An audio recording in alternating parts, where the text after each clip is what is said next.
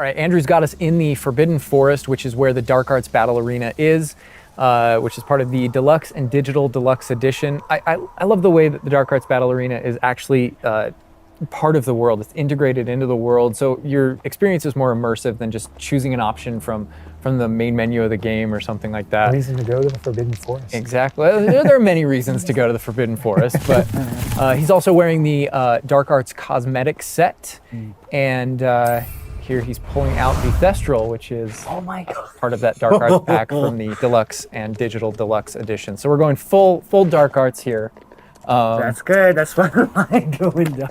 But I like this this battle arena. It is a great place to show off really combat in a big way, because it unlocks some interesting abilities for you and allows you to really play around with combat in a deep way. And is this like the only arena like this in the game, where you can like practice? Yeah. So in the base game, we have 2 combat arenas normally, and so everyone has access to those. And each of the combat arenas are an opportunity to kind of just go through a difficult combat challenge, fight through multiple waves, in order to earn a different cosmetic for your character and add that to your collection. In the case of that's no different than the Dark Arts Battle Arena. That's also true, the combat arena. But one of the things that we're excited about in the Dark Arts Battle Arena that people can do is you come in preloaded with different abilities. So the unforgivable curses are something that everyone's going to have access to through the base game and going to be able to earn, and they can make choices in order to kind of like add that to their repertoire, and they can also commit to that down with certain talents and things like that.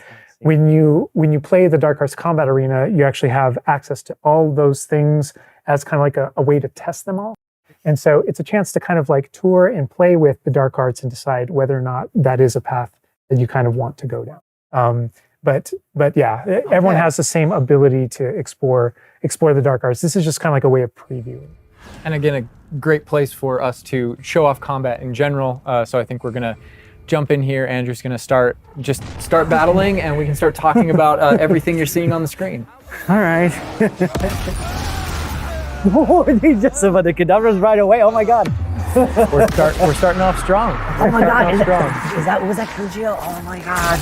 That's so cool. Yeah, so that you'll notice right away, like when we used Avada Kedavra, that guy's health bar went from instant to 0, and we really are trying to honor the way Avada Kedavra works in the game, even in some pretty extreme situations. You'll notice that like the meter takes up a lot longer to kind of build up as a way to kind of deal with its extreme power, just so that it's still fun to use. And then there's some ways that we'll probably talk about to adjust that.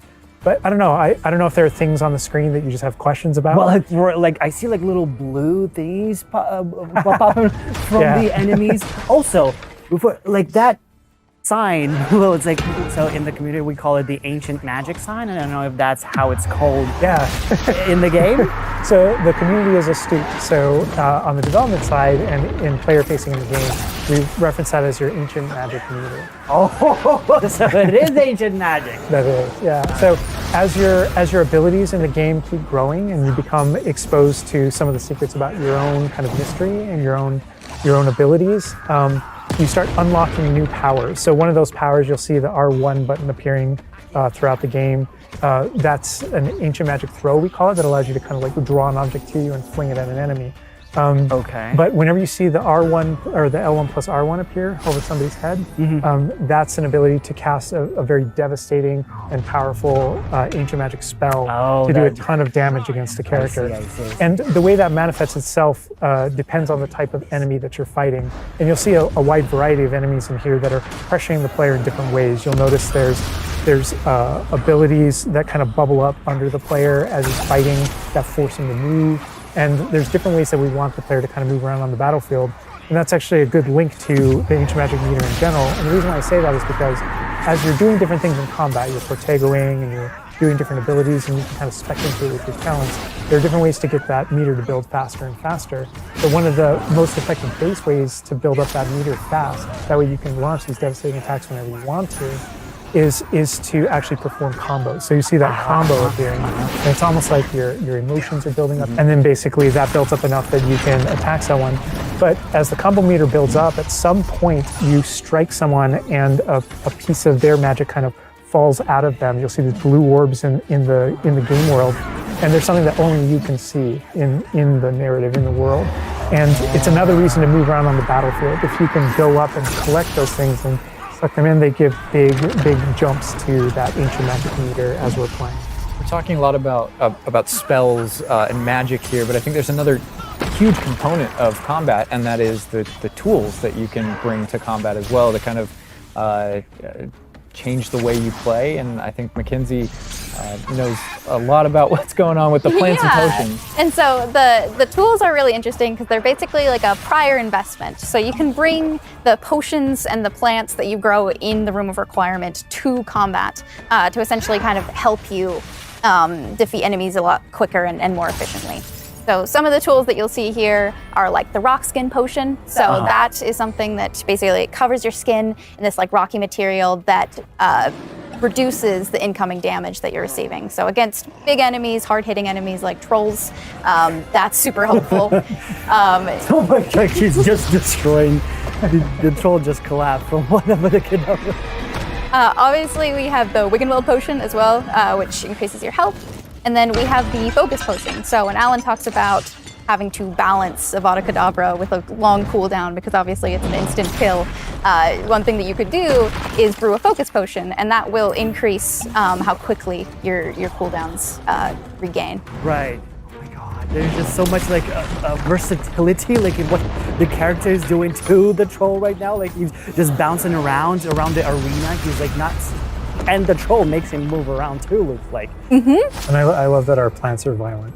Yes, and so that's like when we're talking about the setup of the arena, you also have plants that you can fight with. And so we have things like the venomous tentacula that you can put down, and it acts like a turret, and it just kind of shoots enemies around the battlefield. That is so cool. This is like a truly like Hufflepuffian way to approach the battle. Exactly. Yes. No, that was super important to us, that there were these like multiple ways. And so you can see there's a ton of different things you can use.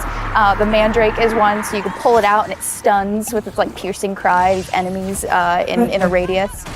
And another thing I want to call out that we're seeing on the side of the screen here is these dueling feats, which I love because I love anything that prompts me to play a game in a different way, a unique way. I don't want to get stuck in my style, you know?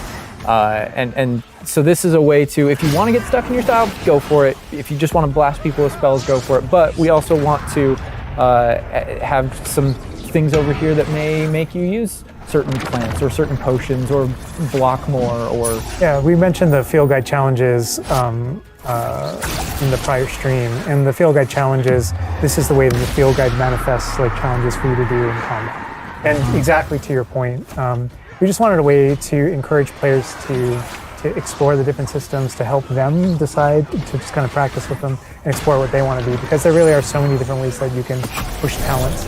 When you see the green X's on characters, that's right. And that's kind of through your talents you can unlock this kind of cursing mechanic that sort of like links the fates of these different characters on the battlefield. That way, as you get as you're cursing different characters, they all begin sharing damage. And so we have things like Avada Kedavra, which is the insta-kill, but if you curse everyone before you insta-kill this one guy, they can all drop dead for that kind of ultimate Voldemort fantasy. And so, oh my god, there are Dark Arts fantasies. There's fantasies about being more of a defense against the Dark Arts characters, things like that Misty Step that you see occasionally being used on the battlefield. And we can also spec into our potions and plants to make them more powerful and more efficacious. So it's all about which type of player you feel like you are and whether or not you want to play with prep on the fly or with deliberation, and those are all different options. That is so cool because like it's like I see so much like going on the stream, just so much complexity, and I want to just try it myself, like which style works best. I mean, I feel like it's the Dark Arts is going to be the easiest route, but that ancient magic, to be honest, feels like much more powerful than just the Dark Arts.